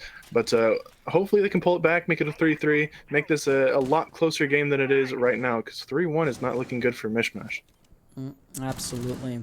Linux here is going to get shot at, but that's really just minimal amount of damage he took. So controller room really Maddox is playing quite aggressive, like peeking and denying access, preemptively denying access, if I was to present it that way. But on the other side, Cash Dash has been opened up, and that cross angle could be quite dangerous. After all, this one player in the bunks area, I think it is called, a nice kill by Linux here. That's actually Mozzie. So if Mozzie dies, I mean, it's even a rotation opening or rotation possibility for impact being created. Not that they're gonna use it necessarily, but there you go. Exile with another frag, or a 2v5 situation, and a 2v5 this time. Did I misspeak? I misspoke, right? I said 2v5 when it actually was a 3v5. But at this point, Kenny has to rotate back on side because poor Axis just is left to fend off for himself, and he is going to get overwhelmed. It's just a matter of time. After all, the numbers game is a heavy game, right? It's a difficult one to beat. His push back up, though, might be surprising because I don't think Impact are expecting that. Yeah, that could be a huge play. If he can get at least 2 at this point, which he gets 1, this could be huge if he can get another. Kenny's still upstairs, but he's kind of trapped now. He doesn't really know that there's somebody behind him. He's going to push through and get immediately annihilated by Axel, and that just kind of leaves it open. Axis will try to defend side as much as he can. He'll swing around, but nothing doing. Axel will get the shot on the Axis, and Axel is having a hell of a series. He's just he's popping off right now. Oh, absolutely. Look at this scoreboard. Excel with 8 kills, Pinos 5. And that's the thing, right? Between the two of them, they are, I mean, the KD ratios on average are so much higher on the blue team than they are on the orange team on MishMash's side. And yes, kills are not everything, but whenever you happen to kill every player on the enemy team, that happens usually to be a really, really good way to win the round. And that's something that Impact Esports are doing. But yeah, MishMash aren't able to mirror that success and to claim it as their own, but for the one round. And that's not encouraging in the slightest. Yeah, that's just that's not looking good. I mean, 4-1 on defense is not looking good at all. Impact did pick the attacking side for this map. So they actually decided, hey, we don't even want to start on defense. We're going to go straight on offense. And I think it's paid off for them quite a lot. You know, obviously, when they're going up 4-1. So MishMash got a lot of room to get back. But they will go back to the bunks and daycare site. And that's not the bomb sites, which they really did have a hard time defending.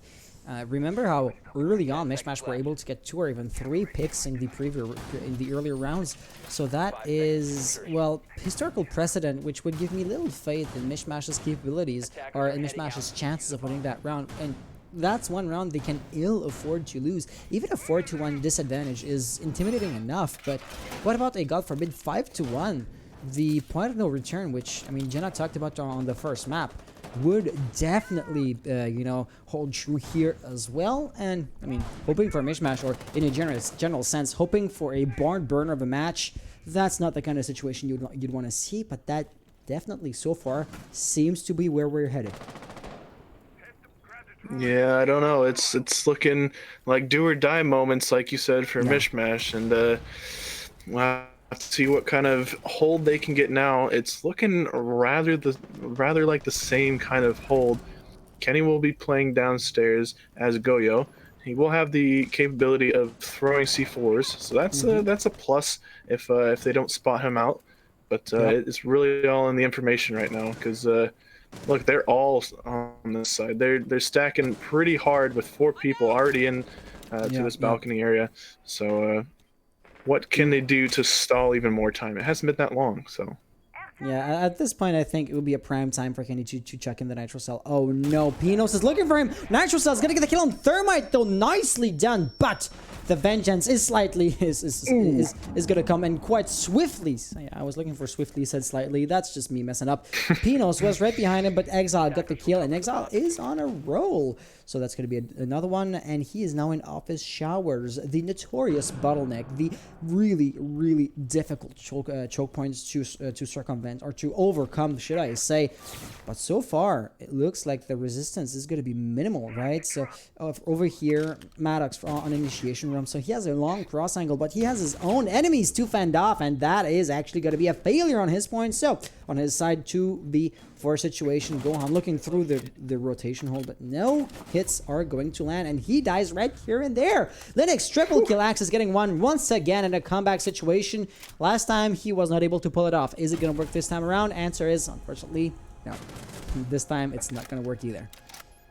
It's been funny. Axis has been like the last line of defense for MishMash the entire time. We've seen many times where he's the last player alive, and he just can't pull it out because he's in these 1vx situations, and obviously those are very tough. But I think that's starting to show MishMash. They're starting to wear down. They're not really playing together. They aren't going for the refrags as much, and I think that's really hurting them. But man, Linux had a hell of a round with, I think, 3 great picks with Nomad, and he's climbing the leaderboard now, so he's up there for top picks, and he's saying, Axel, hey, I know you're getting a lot of kills, but I'm right there behind you, so let's keep it going. Hey, at this point, I will be jumping in, playing devil's advocate, and trying to find any kind of phenomenon or situation that might salvage MishMash's situation. Has there been like any meta change that just made the map defense or incredibly offense-sided? Ergo, MishMash attacking now, could that actually be what we're looking for to have them start winning their rounds? I mean, as far as I know, the map is defense-sided. Even the chat just said it right now when you guys hear this 2 minutes ago, thanks to the delay. But the thing is, Impact really were just able to overcome the technical challenges of this map, right? Asymmetrical games nature at play basically, but all of that for it's really unfortunate, and I have difficulty putting it into words, but MishMash was this amazing and really stable team, a staple. They had really constant and consistent performances, always performing just as good as they did last week or last season even, and they were one of those teams that were basically the flagships, or the flag bearers, I guess. They were like one of the teams that we were saying, hey, like this is the DAL, these are the teams that we're playing with, and they were like one of the prime teams. What has happened to them? Because that's not the MishMash I used to know, and the players haven't changed that much. So my question is, how the mighty have fallen, and why did that actually happen, right? Another thing is Impact is playing really extremely well. Yes, so we cannot take anything away from them either. But goddamn right. Like you said, yeah, MishMash are struggling. They're definitely, you can physically see they're struggling. Maddox, who gets quite a lot of kills usually, he's peaking and he's just dying. I mean, he's got 2 and 6 right now. I believe Gohan 1 in, I can't even tell what that is, 8. So Gohan 1 in 6. Or 1 in 6. Is 6 your screen share like somewhat blurry? Well, it's just my internet, but Okay, that's another story. So either way, he's not doing great, as he was the first picked again. So yeah, it's not a great showing from MishMash. But on the other end, Impact showing a huge amount of respect for them. So, but I mean, here's the thing. A 2v3 situation is almost on the rare end, right? So MishMash are really performing better. I mean, a 2v2 situation, late round, that's better than they were on average performing on defense when they had the advantage. So it's maybe just them who are extremely comfortable in the attack, and maybe they were not that comfortable on defense, because at the end of the day, the defensive side does set the tone, right? They decide which walls are reinforced, rotation holes, I mean, extended defenses, roaming area, that kind of stuff, and the attackers only have to adapt and to improvise to on the playing field that the defenders impose on them. Attackers have And recovered their sorry about the defuse. hiccups. And the idea is maybe they're better improvisers than they're planners, right? So far, I mean, it doesn't seem to hold true too much. Kenny is in a 1v2 situation, but he's the clutch master. He's the one and only player capable of pulling that off. Not that 2v1 is that a disadvantage of a situation. But holding the angle of pre-fires are going to work. Linux rushing in to get a refrag, but no, Kenny is not there anymore. And he is, oh no, they're going to be going around and around. 15 seconds left. He's not gonna get the kill because that would reveal his position. Pre-fires are gonna be attempted. He could actually get the diffuser down if he wanted to. But he has to make it quick because Linux is just going to come rushing back. And that's exactly what's happening. Is he going to make it? Is he going to make it? Oh, no, he is not going to make it. That's the thing. If he hadn't hesitated and started planning it when there were, like, I want to say 15 to 20 seconds left, Linux wouldn't have come rushing back. That's the difference.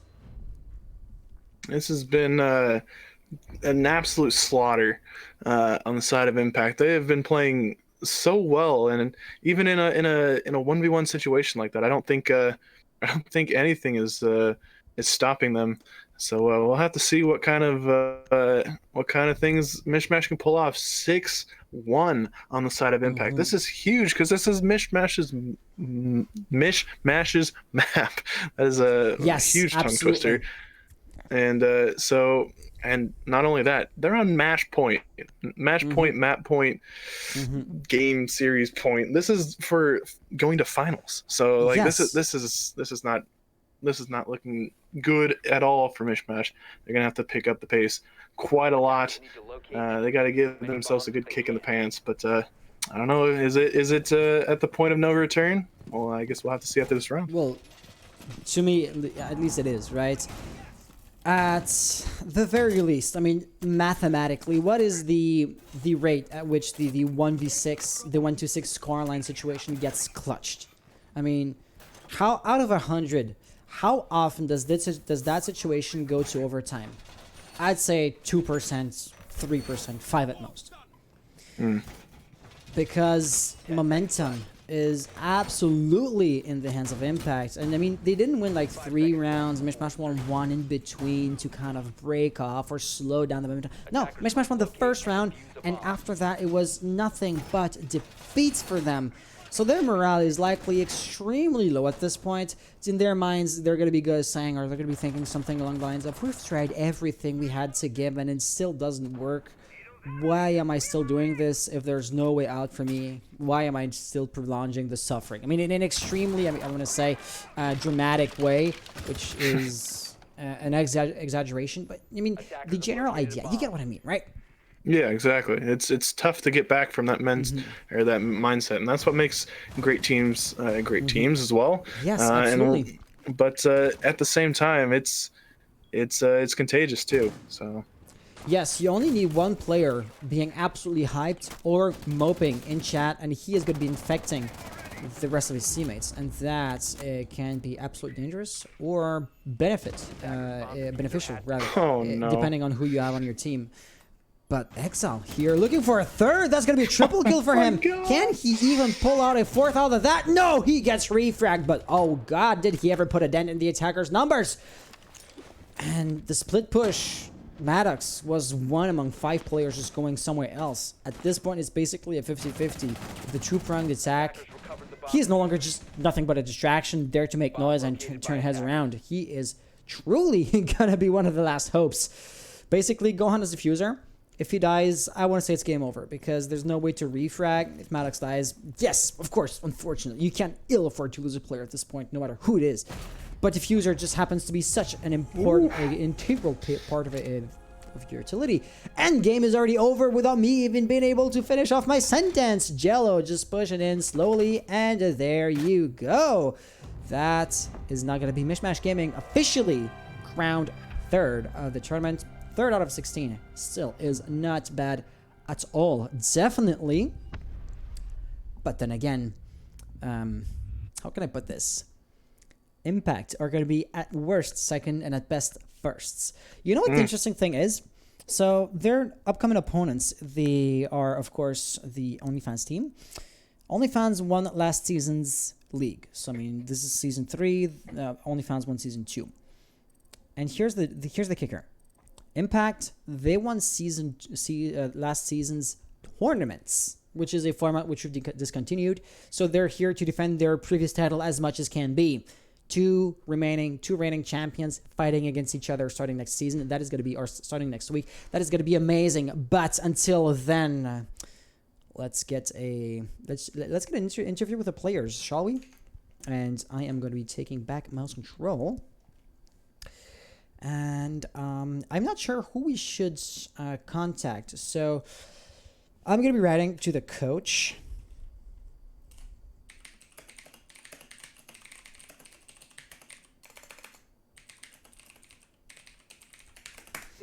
But I know he didn't play, and I probably just spoiled the outcome for him. Though, 6-1 at this point, it was hardly of a surprise. Once again, right? Yeah. Out of 100, how often does the 6-1 situation gets climbed out of? Rarely, if ever.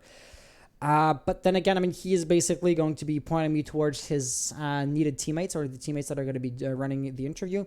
Also, Kenny, I just want to say GG to you and your team. 3rd out of 16 is still really good.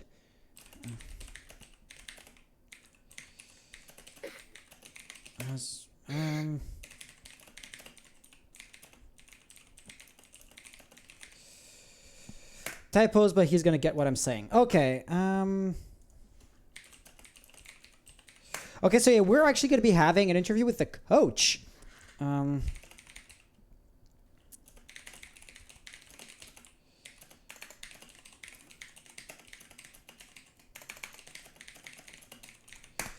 Yes, so Freezing, that's interesting. Freezing, the coach, used to be a player for NTNS, okay?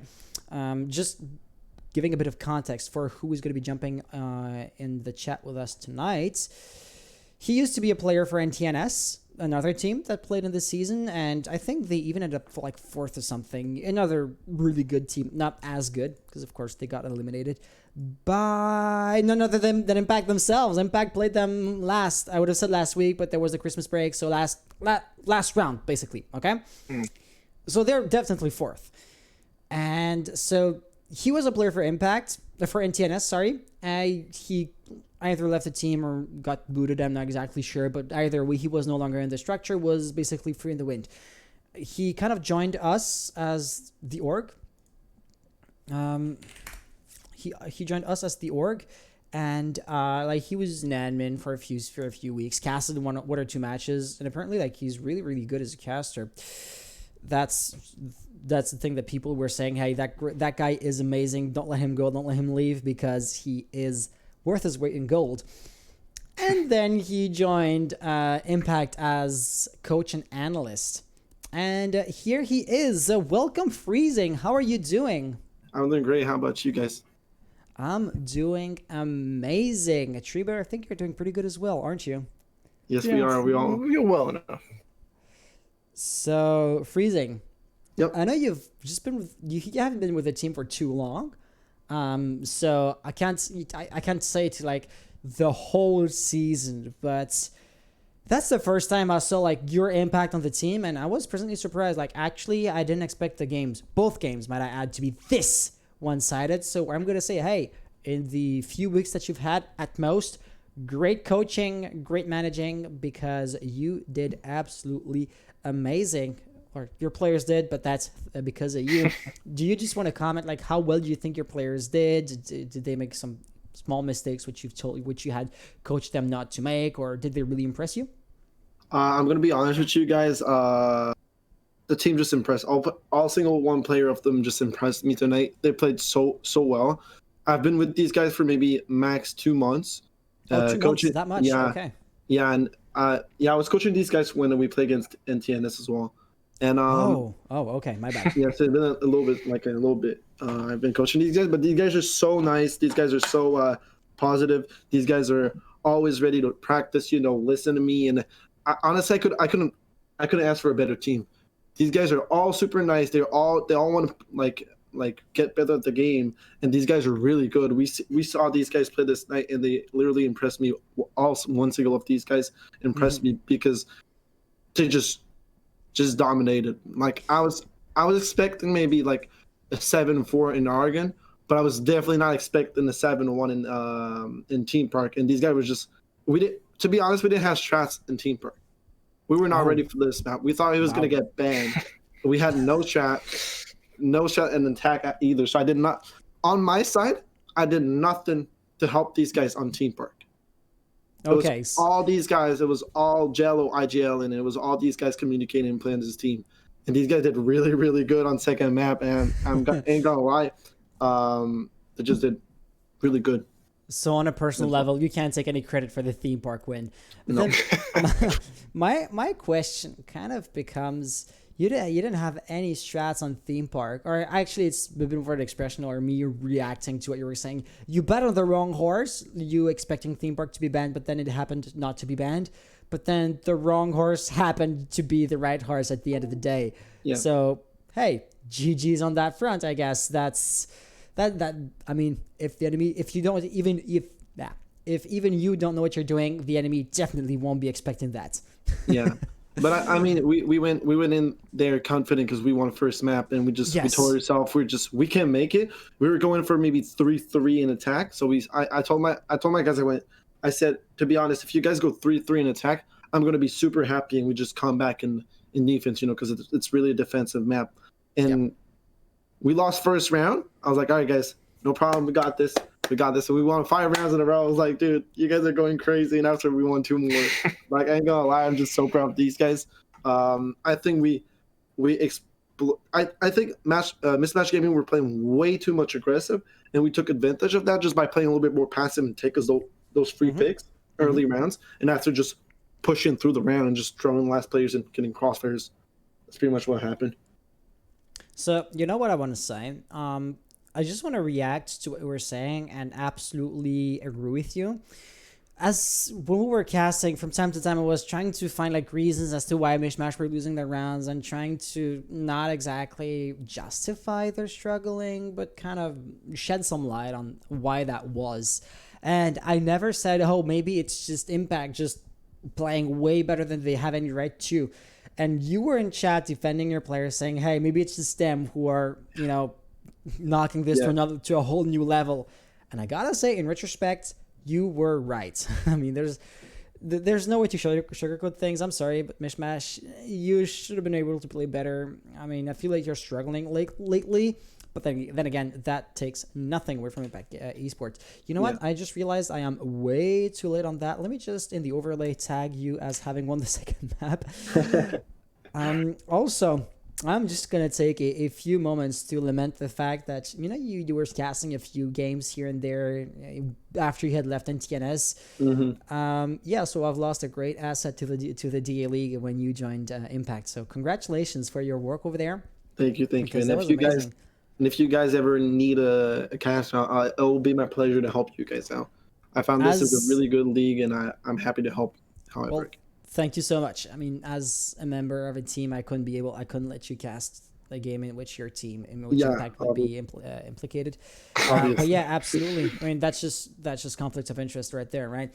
Treebear, I mean, this was just such a conversation that Treebear, I'm going to put you on the spot. Do you have a question to ask? Because there hasn't been much of those lately.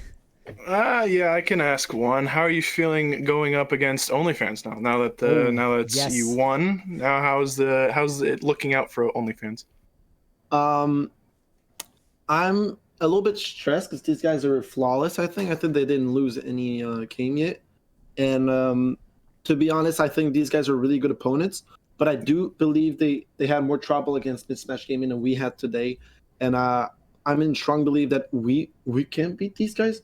We got to prepare for these guys because these guys got a really aggressive play style, and we got some good fraggers. So we got to get ready for this. But I think it's winnable. And the only thing they may have it at an advantage is they have maybe today's VOD.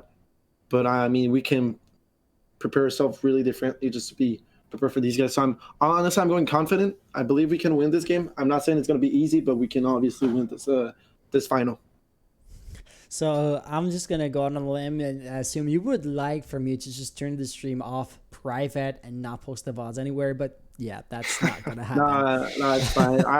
I know how it is. I've been doing comp for a couple time, and it's part of the game. It's just part of the Yeah. game. People can watch your VOD, and it's all good. You just gotta prepare yourself just more than the And other. it's like yeah, and it's like you said, you didn't do anything for theme parks, so that's pretty much useless too, right? So Yeah, absolutely. Yeah, right. That's So that's just the players playing as they would in ranked, basically. Yeah. Yeah, exactly. So if they want to counter strat, they can only do one map, and it's Oregon. yeah, exactly. We just gotta do changes on our side. It's pretty done.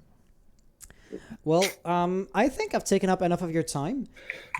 So hey, congratulations! I can't wait to see you guys again next week for the grand final. And also, I do believe Impact Esports, you were actually due to register your roster to this week. Or I mean, I was talking to the org owner yesterday. I said, hey, we're gonna just be moving ahead with the, registrations tomorrow. Just didn't want to do that on the spot yesterday. And you're going to be presenting 3 rosters. Just as just to put the viewers into context, there were 3 different teams this season. Namely, it was, well, of course, Impact Esports themselves, Ammoniac Gaming, and LFO. All 3 of these rosters have become respectively Impact Esports, Impact Academy, and Impact Elite. So basically, the Impact brand will be present for the next season of the DL. Plenty. I mean, you guys will be playing day in, day out, basically. And yeah, we will be seeing much, much, much more of you in the days, week, and months to come. And I can't wait to see that. Of course, OnlyFans are going to be your next opponent. And also, MishMash Gaming have already paid the entry fee, but didn't go through the process of actually registering. Of course, that's just a matter of time before that happens. So if at all possible, there is a really good possibility or chance of you playing against MishMash Gaming in a not so distant future again. But with that being said, do you have any closing remarks? If I can be honest, like I'm just gonna say GG to them, Mismatch Gaming. I mean, these guys beat us in the past, and we went in loser bracket, and we just correct. So and they did destroy us. They won 7-1 and 7-2.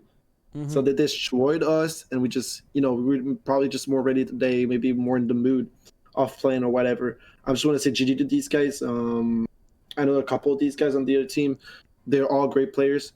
I want to say thank you for you guys casting. 3 casters. Thank you for all of you guys for casting those 2 games. I want to say as well thank you for Bozak, because Bozak kind of helped us, and because we were missing one play for one game. So I heard. He came on roster for one game, and really want to say thank you to that guy. And I want to say GG to my team, and I'm proud of every one single player of my team. And that's pretty much it. Awesome. Well, thank you for your time. Have an amazing rest of the night, and we'll see you guys next week. Yep, absolutely. Amazing. Can't wait. See you. See you, man. Bye. And Giraffer also did leave the chat. Well, Tree Bear, it's just you and I, though. I mean, admittedly, we don't need much of an observer at this point anymore. But I would have loved to have her just turn the microphone back on and just shout herself out, because you guys just gave me 2 hours of your time. So at the very least, what I could give you guys in return is, hey, do you want to present yourself once more and shout out your socials? Because it ain't much, but I believe you're streaming quite often on your personal channel. Yes, I'm almost hitting 300 days in a row on Twitch. So 300? Wow. Yes. Wow. So 300 days on Twitch coming up soon. TreeBear4P on Twitch, TreeBear4P on Twitter, and that's pretty much it. So that's all I got for you guys. So guys, if you want to participate in the next season of the DEL, the qualifiers will be on January 23rd and 24th. There is quite a hefty chunk of teams from the current season that elected not to participate again, and therefore there's going to be quite a few spots up for grabs in the next season's qualifiers.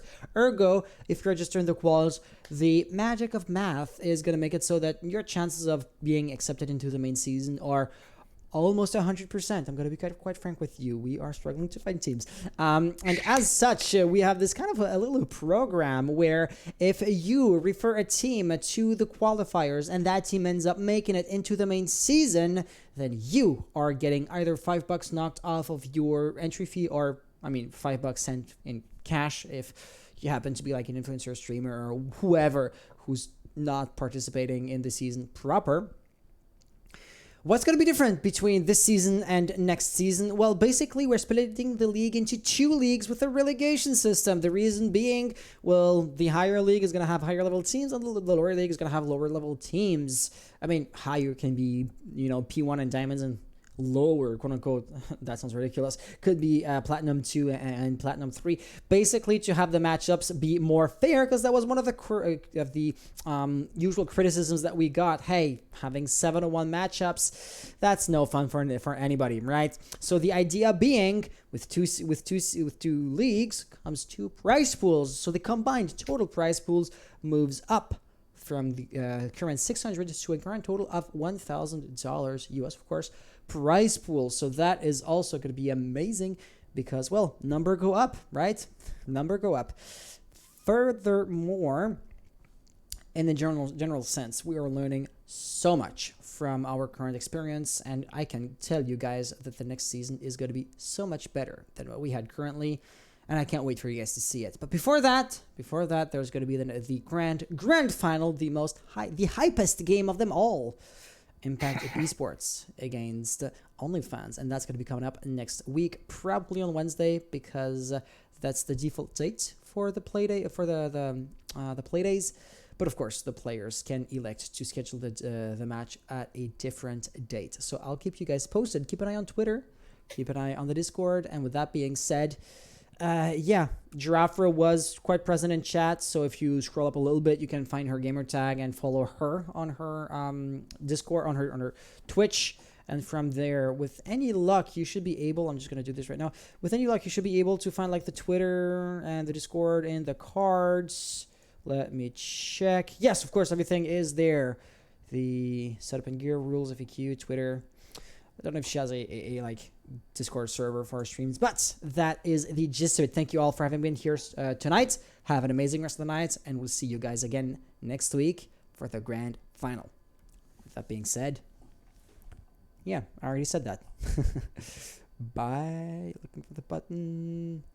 Where is it? God damn it, so many scenes. Right here. Bye-bye. Awkward. 10 seconds to go. 5 seconds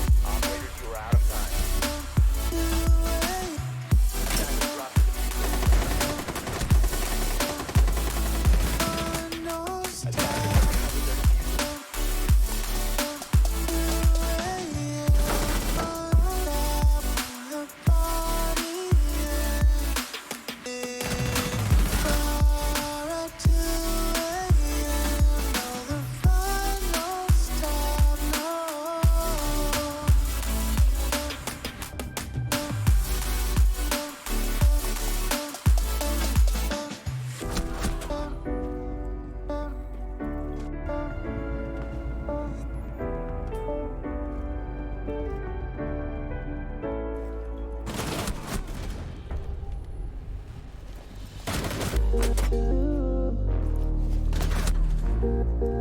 seconds left.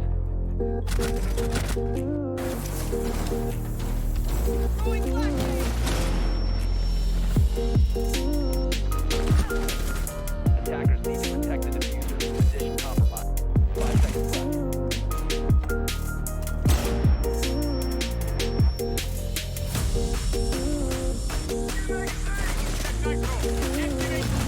Diffuser has been dropped.